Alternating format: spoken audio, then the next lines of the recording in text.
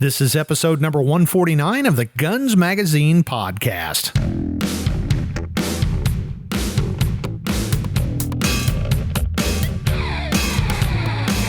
Hi there, and welcome to the Guns Magazine podcast, one of the shooting world's most listened to gun talk programs. I'm your host and the editor of Guns Magazine, Brent Wheat. Thanks for joining us as we talk to the interesting folks who make up the world of shooting, hunting, law enforcement, and the firearms industry.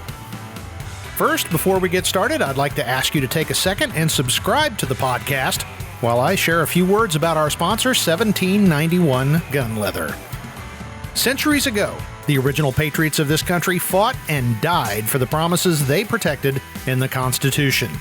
Chief among those promises was the right to bear arms. Now, generations later, 1791 protects that right and our firearms.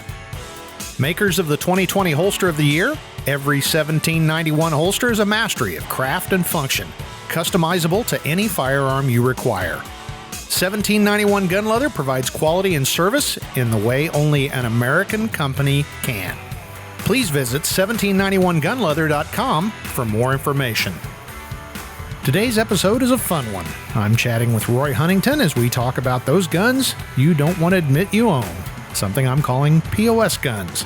If you're not sure what that term means, just listen to my conversation now with Roy Huntington.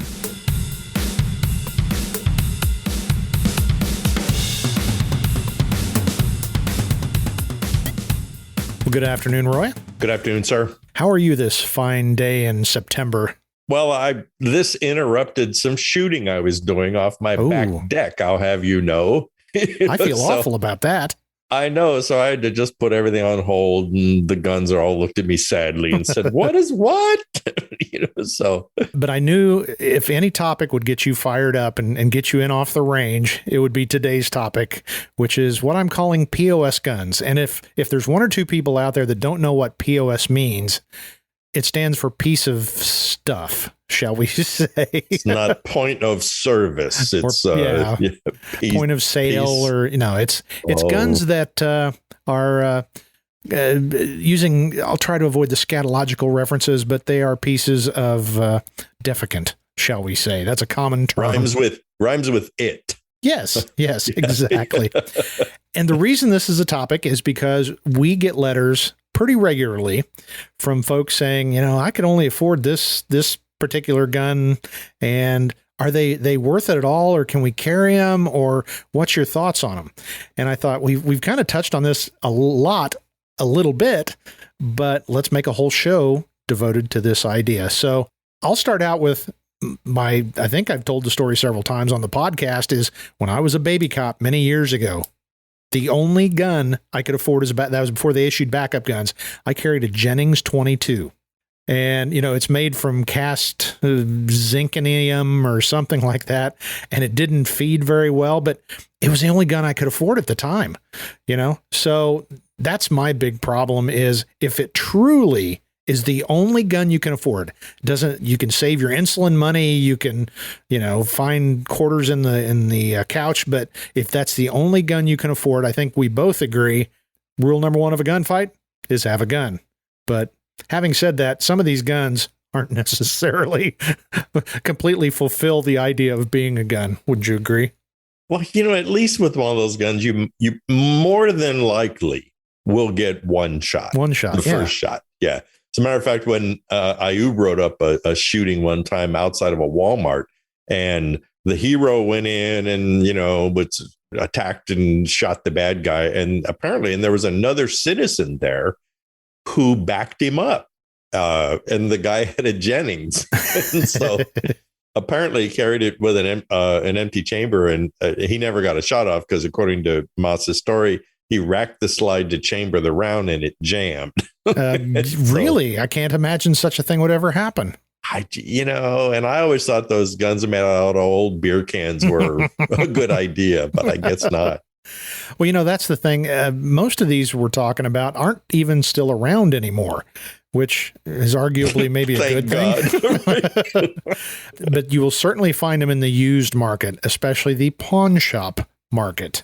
You know, I'll avoid the name, but there's a common like 25 auto that, like you said, I think it's melted down beer cans and old wheel weights, and you'll see them a lot. And they Ravens. That could Ravens? be, yeah. Yeah, Ravens. Oh yeah.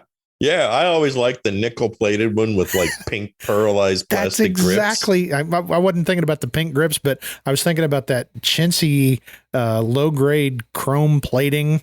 That when a bad guy ditched it on you, at least you could see it pretty well. But you know, you look at it and think, dude, you know, maybe a rock would have been a better thing. But they're pretty common, especially in the lower socioeconomic strata of society. Well, you know, I know we're going to get hate mail from people who have Ravens and like them. And I will be the first to say in my, 45 years of dabbling with hobby gunsmithing, I've probably repaired 2 or 3 of them. And it's usually something really simple. Yeah. And man, I'm embarrassed to say that you take them out and you shoot them and they work. I don't know how long they'll work, like if they'll last more than 100 rounds, but geez, I put, 2 or 3 magazines through one that I fixed, and damn if it didn't work. And it's like, what do you say? Yeah. It's like, okay. Yeah. Well, I think you raised a good point there. Is straight out of the box, most of the time they will operate, but it's interesting. It kind of goes along with when you took one off the street, as we're both retired cops. You didn't find it in the best of condition. It usually had mismatched bullets. You'd have a hollow point and a ball, and true. Maybe a 32 ACP, and that didn't even fit the gun or whatever. And you would have all these bizarro caliber or types of bullets mixed and matched, and most of them had some green tarnish on them where they hadn't been taken out of the gun in decades. And the gun always had cheeseburgers and pocket lint and all kinds of stuff. So maybe that's part of the story here, is if people took care of these things, maybe they wouldn't have such the reputation as they have. Well, you're exactly right. I mean, we both, taken RG, 22s and they're missing the grips, and they've got duct tape on them, and, and somebody pounded a nail for a front sight, and it's got 2 good bullets and 3, who knows what they are, bullets. But yeah. I mean, I almost think it's either end of the spectrum. If you buy one and don't shoot it very much, and keep it clean and lube it, you're right. I mean, they might work, but if you abuse it, of course, it won't work. And then the other end of the spectrum is if you think you've just bought a Les Bear competition pistol and you try to shoot 1,000 rounds through it, as I promise you, without using big words, it's gonna break. Yeah.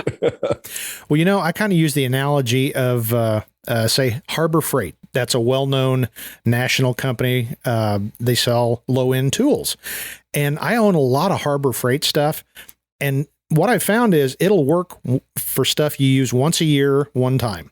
Yep. If you're a professional or even a semi-pro that was going to use your trim saw, once a week or once every couple of weeks, the Harbor Freight's probably going to break down pretty quick, as mine recently did, but I worked it way too hard.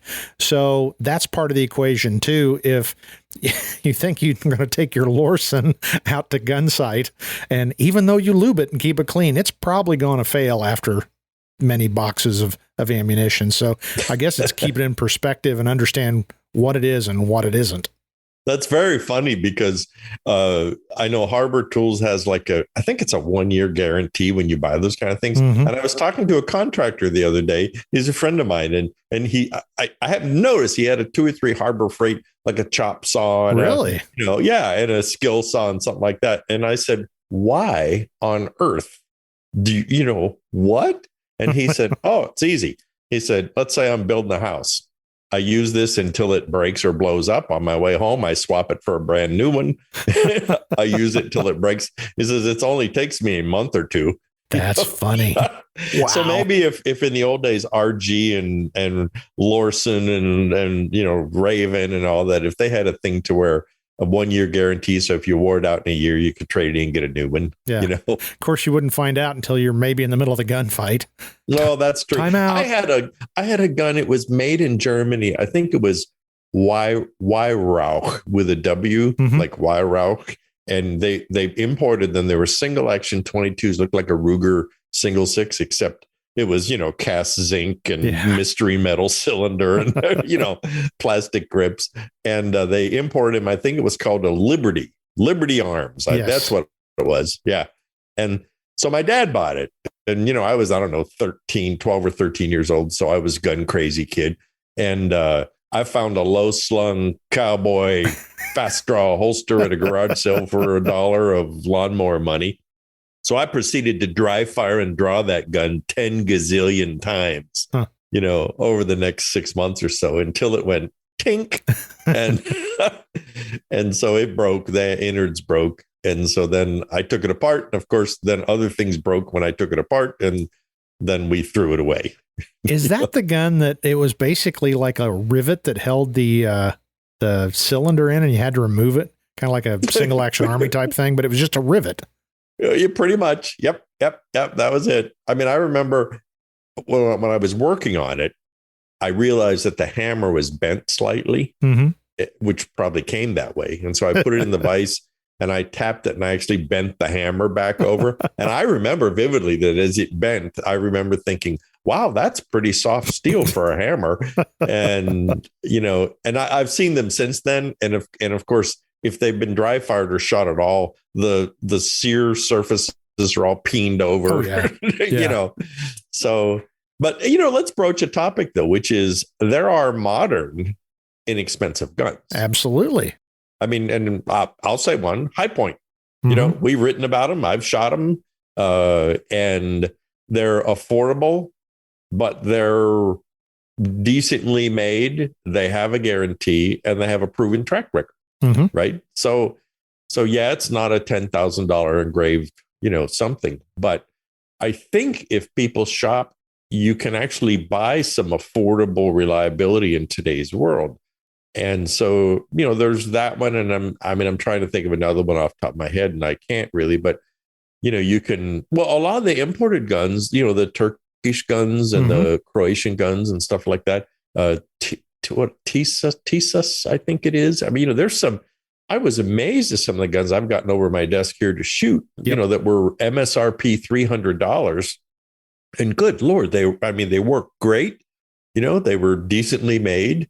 And I guess we can thank CNC machining for that. Whereas 30 years ago, RGs and Ravens and Lorsons were, I happen to know that there was a guy that bought, I think it was Lorson, and he brought it in from overseas somewhere and he set up a manufacturing place in Los Angeles. And so I talked to someone who went by there one time because he wanted to get some spare parts for his guns. And I kid you not, he got these raw castings made, shipped in from wherever, he got them. Yeah. And then manufacturing was this row of drill presses. I kid you not, with highly skilled operators. Wow. And everybody had a jig. And so basically it's like you picked up the first guy picked up the slide and put it in this jig and he drilled 2 holes. And then the next guy put it in and he had a burr on his drill press that he ground something off. And then by the end of the whole thing, they had a gun. Wow. I know. So we wonder why your Jennings didn't work real good. Yeah. Yeah. Well, that was a point I wanted to hit was today, even the least expensive guns in the market, especially from the major manufacturers, are light years ahead of the stuff 20 years ago. We've talked about that before, that it's just amazing the quality. And I think that is what is, you cannot bring a really junk piece of firearm to the market anymore because it stands out so much more than it used to when, there was the good guns, then there was the POS guns. And now there's not much over in that POS pool. So if you try to bring something out made of investment cast metal and old dental fillings, it's going to stand out pretty quick and it's not going to survive in the marketplace. So I guess maybe we have advanced as a society. Maybe more intelligent shooters at some level. It's like, I think we can equate this to optics. If 40 years ago, you had to spend $150 or $200 of then money, which is what, $1,000 now, to get an adequate scope that today you can get for $45 at the local Shields Farm supply store. And I mean, somebody just sent me a MSRP $150 scope. It's like a 8 to 22 power turrets. I mean, and I'm amazed. Sharp optics, and I think that, like you say, we're enjoying that in the gun world. I know a guy who programs CNC machines, and he said, if you give me a CAD drawing, I can make anything you want me to make, and it's going to be consistent. And as long as we put good raw materials in, we're going to get a high quality product out. And you're right. It's amazing. I mean, you look at some of the, $299, even entry level Ruger pistols, the little, what are they? Little like LCPs compact guns, LCPs, stuff like that. Yeah. I mean, I see them out there for $299 or something like that. You look at the new Wrangler, which is near and dear to both of us. Yeah. I still see them for $199. Exactly. I mean, my goodness gracious. Yeah. And they work fine. So I was going to this is kind of the crux of this, or at least what I wanted to be the crux of this particular episode. Roy, you've trained a lot of folks. I've trained folks, but you've trained a lot, and you've been all through the industry. And I know you've gotten this question. So, hey, Roy, I want to carry a gun, but I just can't even afford $300. Do I go to the pawn shop and buy a 75? Of course, I don't know in today's market if such a gun exists, but whatever the cheap guns that say the pawn shop are, or the cheapest thing you can find offline from, XY stand. What do you tell somebody when they really want to become a concealed carry person, self-defense person, but they just don't think they've got the money? That's a really good question. You're right. I think we both answer that question a lot. I mean, it's easy if someone is saying, should I get the new SIG fill in the blank or the new H&K fill in the blank? Yeah. Well, that's a different conversation. Right? Yeah. I think what I ask first is, do you have plans to grow and nurture this and learn how to shoot and seek training and do that kind of stuff? And if they say yes, then I try to tell them, you should probably save your money a little bit and then come back to me and we'll talk about a really good entry level gun for you. But if they say no, I just want a gun I can keep at the house for home protection or keep in my truck or something like that, then I would tell them, hey, do not go to the pawn shop and buy any of those used guns that you see for $119 or less. Because the challenge there is, even if let's say there's a Smith & Wesson revolver there, but it's 50 years old and it's lived a hard life. Well, that doesn't necessarily mean it's going to be a good gun. Right. It may not be a Raven. It may not be a Lorson. Someone's going to say, oh, it's a Smith & Wesson. Oh, I'll buy that. Well, sorry, it could be really, really sick. Yeah. And you're not even going to know. What I would do is I would tell them to buy a high point. $150, $175. You'd probably say the same thing. The guaranteed, and everyone I have ever used has worked. And so that's like a known entity. You know what you're getting. And otherwise, if you buy some mystery metal at the pawn shop, you don't know what its history is. You don't know if it's going to work. Stay away. Do you agree? Absolutely. And there's another avenue is talk to somebody and are good friends with and ask them if they have a recommendation. And maybe they might even say, well, I've got this XYZ sitting here. I can either loan it to you for a short period of time, or I'll make you a heck of a deal. And 9 times out of 10, you're going to be in a lot better shape doing that because you'll have a known history of the gun and they'll be happy to help you and kind of walk you through it. Because that's part of it too, is when people say, well, I want to get into this and I want to learn to shoot. Well, you don't just pick up a gun and put some bullets in it, put it in the sock drawer, and now you're a gunfighter. You really do need some help and to understand the safety and the general concepts of marksmanship, things like that. So if you can find somebody that would be willing to help you do that, that's not a bad thing. And I think most of us really enjoy taking a new shooter under the wing if they're serious. It's true. And again, that's that two question, it's a double-sided sword. When someone asks you that question, is because they're interested in becoming a shooter or interested simply because they had a scare, they want to get a gun and keep it at home. We both sure seen them.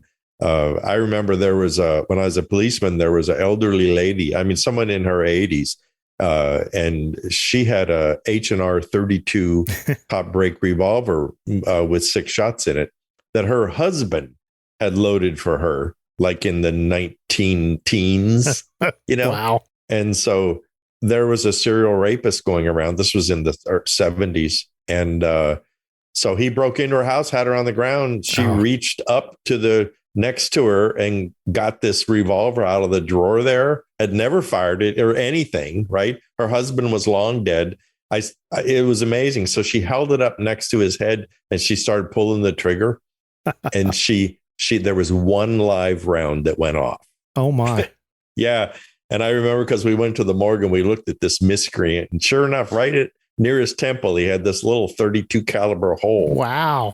But that's the problem with old guns and old ammunition and things you don't know. It worked out all right for her, but that's the kind of a gun you used to see in a pawn shop all the time, Yeah.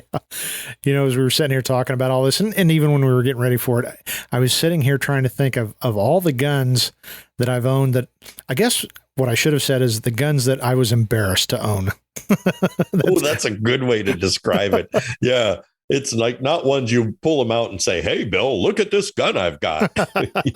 That's what I was thinking of when you got a buddy and you're, "Hey, look at this." And there's always something kind of toward the back that well, what's that? Oh, it's nothing. It's nothing at all. I always see, if I had something like that, I always would say, "Oh, I have that for an article about how you fix those old guns," or something like that, But yeah, well, fortunately, I'm in a position that those guns are long gone. But again, and we've talked about this before. It's hard as gun writers and as folks that have been shooting a long time. We do forget that there are folks who they flat can only afford one gun and they can't afford 2 boxes of ammo. So it's important that we recognize that everybody is not in our position where we're older and we've lived our lives and we've saved a few dollars and we can afford to at least get some of the nicer things that we feel will do it. One thing I was going to say is I've said this a lot recently. The older I get, the more I completely believe in the concept of buy once, cry once. Because I think of all those cheap guns and cheap tools and all that stuff. Unless it's something you're only going to use one time, you'll end up buying the more expensive version. So you basically threw away the money that first time. You're right. They always say is the cost of whatever it is long forgotten, while the pleasure of ownership remains if it's something of good quality. Yep. I've certainly bought my share of $5 socket sets at Harbor Tools. I keep one in the old truck. Exactly. Right. And someday it's going to help me. I'm going to use it once, you know. Although one time I did that and the socket wrench ratchet broke the first time I used it. Right. Yep. So, well, and that's actually a mini version of why you don't want to buy one of these cheap guns. Yep. Exactly. There's a difference between your socket breaking and your gun not working, and the consequences are significantly different. Just because it looks like a gun and acts like a gun doesn't mean it really is a gun. It makes noise like a gun occasionally. Occasionally. Yeah, sometimes. I'd be interested to see what people have to say about this. Yeah. So let's ask them to make some comments. Huh? Absolutely. Or reach out to me to editor@gunsmagazine.com. I think we can have a lot of fun with this, and we could actually make this a whole nother episode. Is here's what the readers are ashamed to admit they have or currently own. I like that idea. Maybe the question is, which gun do you own now or have owned that you would be embarrassed to show to your friend? Yeah. Tell the world, please, now. Well, okay, Roy, I'm going to put it to you, and this is kind of mean. I've bared my soul. I carried that Jennings 22. What have you carried, or at least owned, that you're frightened to admit publicly? You have to say it right now. Somebody gave me I think they were made by Davis, the Remington clone over and under Derringer. Yeah. And it was purple, anodized, and one of the features was it was 25 ACP. Ooh, man stopper.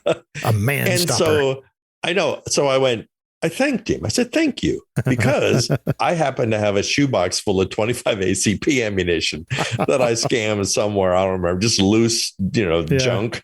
And I thought, this will give me something to shoot that ammo in. And I think I shot it about 10 times, and I realized it shot 4 feet low and 2 feet to the left at 7 yards. And I realized, this isn't going to work. Wow. So Crazy. I know. I gifted it to someone else. Yep. Well, I think we've touched good on this topic. I'm really interested. Reach out to me, editor@gunsmagazine.com, or if you are listening to us on YouTube, leave a comment down below and tell us about the guns, the POS guns that you might be a little reluctant. And I'll tell you what, if folks want to use a nom de plume, that's fine too. I understand. So should be a lot of fun. And then maybe we can reconvene and talk about that sometime in the future. So Roy, you owner of the purple Derringer, I appreciate you taking the time to talk to me. I'll never live that down. I think I even showed it in an Insider column one time, but we won't go into that now. Well, we're real humans here at Guns and Handgunner Magazine. So thanks again, Roy. Bye-bye, guys.